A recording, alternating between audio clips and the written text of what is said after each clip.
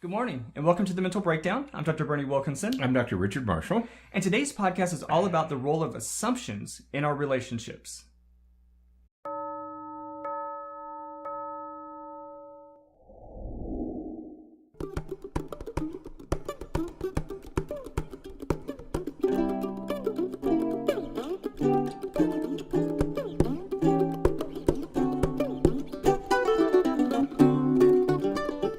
So today we're going to continue our week-long, actually it's going to be 2-week-long series on relationships. Mm-hmm. And today's podcast is going to focus on assumptions. Right. And it's going to be a talk that's going to incorporate a lot of the things that we did in the morning show over the course of this past week. Right. It's going to incorporate a lot of that same information. But we're gonna kind of approach it from a slightly different perspective and present it in a slightly different way, right? Yes. Yep. Well, Al, by the way, it's good to see you. It's good to be here. Good to be seen. Yes, making assumptions. Yeah. In our relationships. And so let's talk a little bit. I guess we should start out with the disclaimer that as has been the case all week, and again, nothing is going to be really. Shady or anything like that, but there may be some things that we talk about in this podcast that you might not want little ones to hear. So consider who's listening as you are going through this podcast. Yeah, it's still meant for a general audience, but you may want to listen to it first because we are going to be talking about some serious issues that you may want to listen to first. Well, there are going to be serious issues that may challenge the way that you're doing some things in your relationship and in your parenting and everything. And you don't want the little ones to come back at you later and say, you shouldn't be doing this. Yeah, or, I heard that you shouldn't do this. Right. That's right. All right. So with that sort of behind us, let's talk about what assumptions are. Right. But before we do that. Oh, well, yes. We mentioned earlier in the week that marriage satisfaction begins to decline in the first year. Right. Okay. And it declines more rapidly as you have children. Right. Okay. So there is this natural process in most relationships that marriage dissatisfaction declines. And we talked later in the week about the importance of communication and the importance of taking time to work on the relationship. Right. Okay. So this final piece is for this week is that we want to make positive assumptions because positive assumptions really help us they help with communication. Right. They keep us focused on the relationship. They help with our children, and they help to manage all those divisive forces that seem to find their way into these kinds of relationships, these intimate relationships. Absolutely, absolutely. So let's talk then about what assumptions are, because we need to make sure that we sort of start off on a clean playing field so that we know, okay, so I'm going to have the assumption that we talked earlier in the week about expectations versus rules. Right. And so expectations are similar to assumptions, but let's be careful with that because assumptions can be very dangerous. When you're making the assumption that someone is doing something for a particular reason, or when you make the assumption that a certain thing is going to happen, that expectation, because that's when an assumption sometimes is an expectation, that expectation, it can lead to problems, especially when you have the expectation or you are making the assumption, but the other person doesn't know that you're making that assumption or hold that expectation. And so that's going to lead to problems. So when we think about expectations and assumptions, we need to make sure that we are mindful of our own expectation, our own assumptions. Right. That's right. When we're teaching our graduate level counseling students, one of the things that one of the assignments that they do early on in their program is they have to sit down and write out and identify their own assumptions, their own biases, their what Is there a population, or is there a group of people that you may find very difficult to work with? Because if we don't understand that assumption that we have, or that bias that we have of ourselves, it's going to lead to problems. It's going to lead to issues. Relationships are the same. When you hold an expectation, or I keep using those words interchangeably, and I don't mean to. When you hold the assumption about something, that's going to influence and that's going to set the stage for the relationship. That's right. It is a cognitive decision you're making. Right. Okay. When you make an assumption about somebody, it's something that you've thought through and you've made a conscious decision about this person. Right. Okay. And those kinds of decisions color how you interpret the actions, behaviors, and words of the other person. Absolutely. Right. So let's use a quick example, and this will be an example that those of you who are watching on YouTube, you'll be able to get a little bit better. But if you're talking, and while you're talking, I sit back and I go like this, and I kind of look up and roll my eyes a little bit. You're going to make an assumption, right, about what I'm doing. And that assumption can be a positive assumption, like, he's sitting back and he's thinking. He's looking up and he's thinking. Or it could be a negative assumption. Man, he's bored. He's being rude. He's, so you can make a positive or negative. Your next behavior is going to be determined by that assumption. What you say and do next, right, is going to be based on this cognitive decision you made. You performed a behavior. You leaned back and you rolled your eyes and looked up at the ceiling. At that point, I'm making a cognitive judgment, decision. Right. Okay. What my decision is will lead to my next move. Right. Or my next action and words. Right. Yep. And so that occurs in relationships. Right. And so it's so important that we have conversations and discussions about this so that we understand each other. I know that, for example, in my relationship with my wife, there have been many times when I have said, when you say this, this is how I'm interpreting that. This is the assumption that I'm making from that. And then she can say, that is a correct assumption, or that is an incorrect assumption. And then if it's an incorrect assumption, then I can say, tell me what you mean then. Help me understand better what you mean by that statement or that behavior. And on the day that we talked about, last Tuesday, we talked about communication. Oh, it was Monday. Yeah. Right. Communication was first. That's right. Children came second. This is what you talk about. When you sit down to talk, you talk about things like expectations. You talk about things like assumptions. But you have to do it in an unemotional way. Oh, I mean, perfect. Yeah. You can't, there's no reason why assumptions should lead to an emotional reaction. Right. I'm making a decision, a conscious decision. What I want to know is it an accurate assumption on my part? Has nothing to do with, or shouldn't have anything to do with, an emotional response. Right. I love it that you said it. For those of you who don't know, this is just a little side item. We don't script out the podcast or anything. So we know sort of the direction that we're going to be heading and everything. So I like it when I'm thinking something and then you say what I'm thinking, because it's exactly right. That the pitfall that we find ourselves in there is when our communication is influenced by emotion, because that is when our assumptions are going to tend to go in a more negative, sometimes a more positive, depending on the emotion, but oftentimes more negative assumptions. And what makes that even worse is that because we're so emotionally stimulated, we're not going to be able to communicate that effectively. You're going to be less likely to take a second and say, you know what you just said really, I took it this way, and that really bothers me. Is that what you meant to say? That's right. Or is that how you meant for me to interpret it? Because that's got me going. Huge difference there. Right. Right.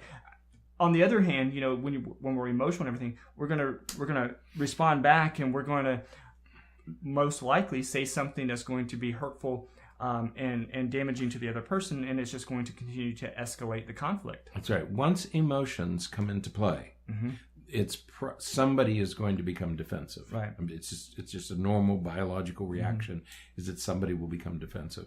So try as hard as you can to keep emotions out of this. Right. Okay. Right. Your emotion communication will break down when emotion enters. Right. Right. And so it's, as we've talked about in podcasts before, trying to communicate when the emotional arousal is at its lowest, when it's as absent as possible, is ideal. And so what that means is sometimes we have to put off resolving conflict until later, and that may be counterintuitive to some of you, because and those of you who it's counterintuitive to are most likely individuals who think sort of see things through a behavioral model. Behaviorism teaches us, response or stimulus response. So when something is bothering you, you respond to it immediately. In some situations, that's okay. That is actually, in some situations, that's exactly what you need to do. Right. In other situations, such as relational issues, such as conflicts and problems in a relationship, sometimes that doesn't work because you're so emotionally invested in a particular thing, or you're just interpreting it through those emotional lenses, that you have to pause and you have to come back to it later, or else, again, our experience is that we're not going to resolve the problem. If we're honest with ourselves, we will say, if I respond now, if we have this discussion now, it is not going to go well. This is going to be a knockdown, drag out fight. Right. And so we need to put this off until later. Right. And that's just being mindful. That's being that's being insightful, looking at yourself and saying, I'm not prepared to have this discussion right now. Right. Right. And the other person has to be willing to hear that. But you have this other person, whether in this case we're talking about a spouse or a significant other. You already like this person. You have a relationship. Right. You probably would like to maintain the relationship, right? Yeah. And so, but you make this decision about, should I assume positive or should I assume negative? Right. That's a decision you make. Right. It's not. It has less to do with that person than it has to do with you. Right. And if you make a positive assumption and say, well, this person wouldn't purposely hurt me. I trust him or her enough not to do that. And so I'm going to make a positive assumption and have a non-emotional discussion about this thing. Okay. On the other hand, if you make a negative assumption, if you go into it with a negative assumption, bad things are going to happen because it's going to become emotional because of the cognitive decision that you just made. Right. Now, earlier this week, you used a phrase that I think is really fitting here, and that's where you said, you need to it's the difference between thinking me and we. That's right. When you're thinking me, you're going to assume that statements from the other person are personal. That's right. It's a personal attack. It's at me, and so I have to defend myself. Right. We are going to encourage you to shift, and instead of thinking about yourself, thinking about me, you need to think about we, the relationship. Okay, so it is what that person said specific about me, or is it something that because we need to have a conversation and decide how that's going to affect our relationship. That's right. And I think putting that whole me and we, bring that back out and think about that. Right. And assumptions is a perfect place to do that. Right. Because our mind chatter, what some people call mind chatter, which it's always about us. Right. What I want, what I need. And when we judge the words and actions of our spouse, we tend to think of it as, how is it affecting me? When we should be thinking about, how is it affecting us? How is this going to affect us? Right. Okay. It's not about me or you. It's about us. Right. We said the other day, you have to take care of the relationship. Right.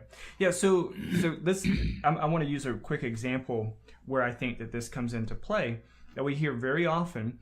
And this is a situation where, say, the sort of that, becoming less traditional, but somewhat traditional scenario of the father going to work during the day and the mom stays home and takes care of the kids. Right. And the father comes home with the assumption that dinner will be ready and the kids will be taken care of and all that will be done. And so he gets home and dinner is not ready. And the wife, of course, I would never, that would be an impossible job for me. I think being a stay-at-home dad, that is the demands anyways. But so the husband comes home and holds those expectations. And when those expectations aren't met, and the wife says, honey, I wasn't able to get that done. Do you think you could put the spaghetti on, or do you think you could do this or do that? If he's only thinking about himself, well, I had to work all day. I've been at work for 8 hours a day. I had to get up early. And what have you done? You've been here all day. That's the me versus the we. Right. It doesn't matter what you had to do all day, because dinner still has to be made for the family. So when you're thinking just about yourself and you're not thinking about the family, the relationship, that's where you're going to really get into trouble. That's right. At that moment, you need to think about, what does the family need? Right. Not what do I need? Right.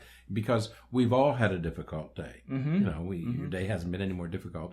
You might think it is, but that's that me mind chatter, where you only think about yourself. Right. Absolutely. So, you still have children who need to eat. Regardless of whether or not they've had a shower and and homework done or not, they still have to eat dinner. And I can tell you, if you've never been a stay-at-home parent, right, be very careful of criticizing one. Right. I did it for 6 months, and I understand now why women get angry and resentful. Right. Because you just don't know what it's, and I was only raising one very easy child. Mm-hmm. I can't imagine what it's like right, for a parent to take care of 2 or 3 children all day long, even if they're in school.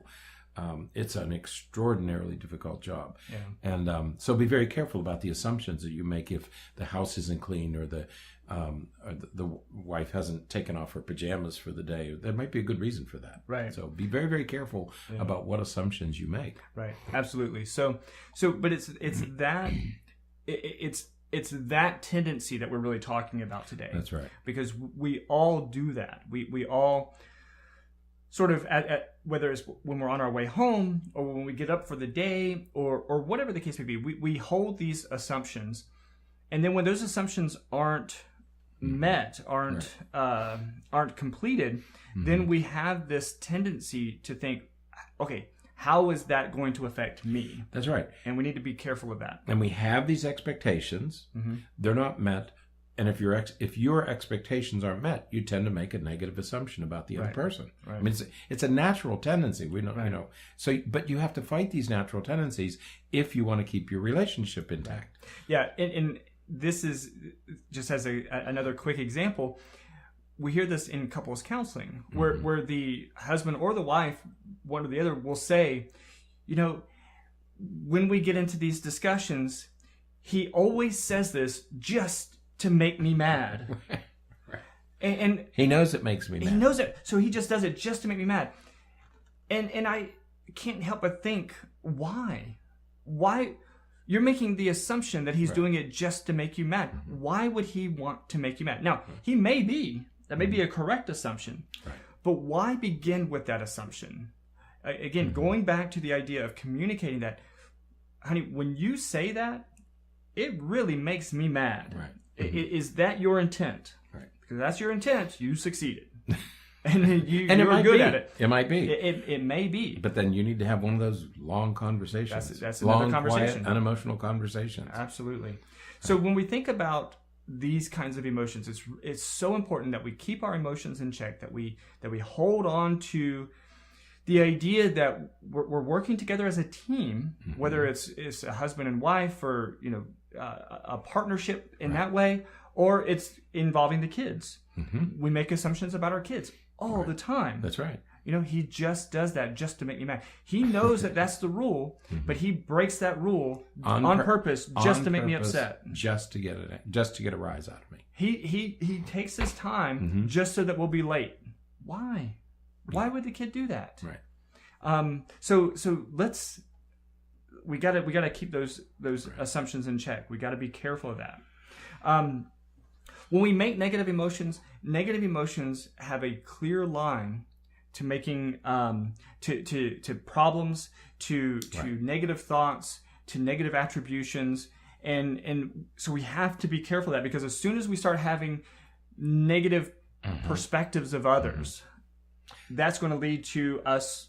It's going to lead to resentment. It's going to lead to all kinds of other issues. That's right. Because negative assumptions, inevitably, you talk about a straight line, they lead inevitably to negative and destructive forces to the relationship. Right. I mean, once again, we've stressed all week about you have to take care of your relationship. Well, here's another thing that can derail your relationship, blow up your relationship, is if you make these negative assumptions. Absolutely. So be very, very careful, because on the other hand, positive assumptions lead to positive and constructive actions and behaviors. Absolutely. So careful about this. So be mindful of the assumptions that you're making. We all make assumptions. Right. We all do. We can't help that. We have a set of expectations, and we make assumptions based upon those expectations. And we have to work to be flexible enough to manage times when those expectations and assumptions aren't met, so that we can then communicate that in an effective way to resolve conflict and to the other week we talked about identifying emotions, and correctly labeling and identifying emotions, and this leads to that. This leads to the idea that you're going to be able to correctly identify intent and purpose and emotions, so that you can then respond to the correct stimulus. Not the assumed stimulus, but the correct stimulus. And that makes a big difference. So over the, this is going to be a process that you're going to have to develop. But if you've been working on some of the things we've talked about over the course of the past week in the morning show, this is another piece that you can now add on. And that is, okay, let's talk about assumptions. Let's talk about what you expect and assume from me. I will talk what I expect and assume from you. Same thing with the kids. Have the same conversation with the kids. And then what you'll find is that your communication is going to be cleaner. Your expectations are going to be more appropriate and consistent with each other. And you're going to avoid that pitfall that leads you to conflict and confrontation because of negative and false assumptions. Right. That's right. Was that... I like it. All right. Yep. So work on that, and then it'll improve your relationship. It'll make things better, and it'll lead to you being happier, and that's really the long-term goal. Yeah, because again, we've said many times this week that you're together for a reason. I mean, you found something about each other that you like, and so I think in that vein, go ahead and make positive assumptions. Yeah. Okay. Assume the best. What happens if you assume the best? You may be disappointed sometimes. Absolutely. Right.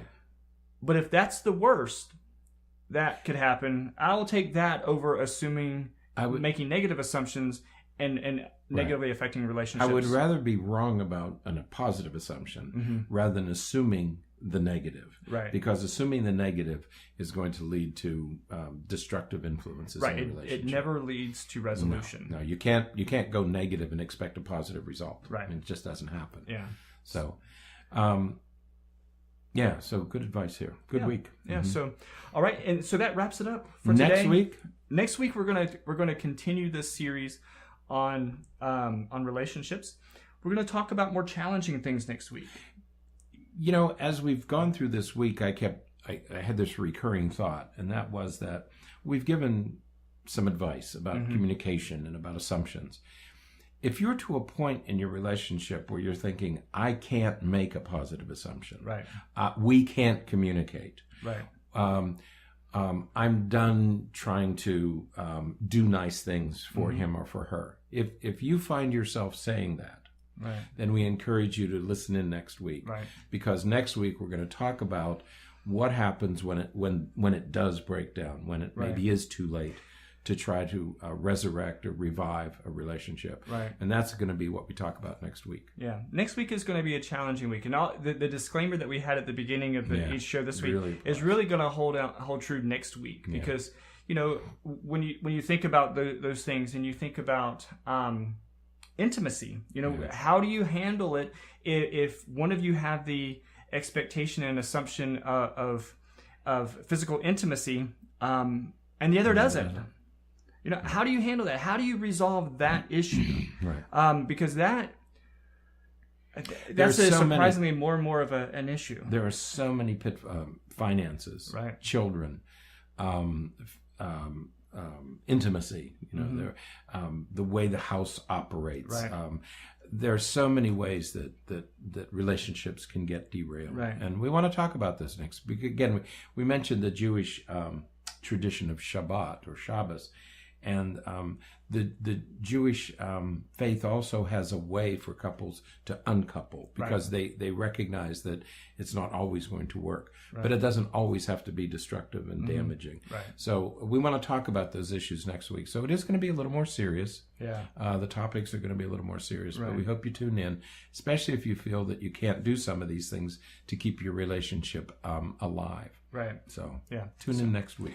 All right. Well, so that's it. If you get a chance, we would love for you to jump on iTunes and give us a rating or write a review for us. Again, it kind of helps boost us in the rankings, just so that other people can find us and hopefully enjoy this. And we're looking at sort of the idea of how we're going to continue to advertise and get the word out about this, whether we try to get sponsors and stuff like that, because we're putting out 6 podcasts, 6 shows a week. So again, just because there's so much that needs to be talked about, and so hopefully those of you who are listening find it helpful and beneficial. And so if you could write us a review or just hit the rating, that'd be very groovy. And if you same thing on YouTube, follow us, subscribe to our YouTube channel.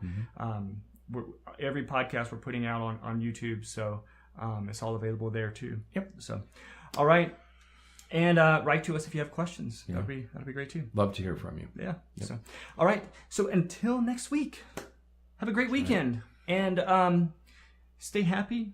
Stay healthy, and keep working out. You're eating too much. That's right. Or you probably have eaten too much. Make sure you get exercise. Right? Christmas is coming. The goose is getting fat. So careful. Yeah. All right. All right. So until then, I'm Dr. Berney. I'm Dr. Richard. Have a great weekend. Stay happy and healthy. Don't forget to be afraid.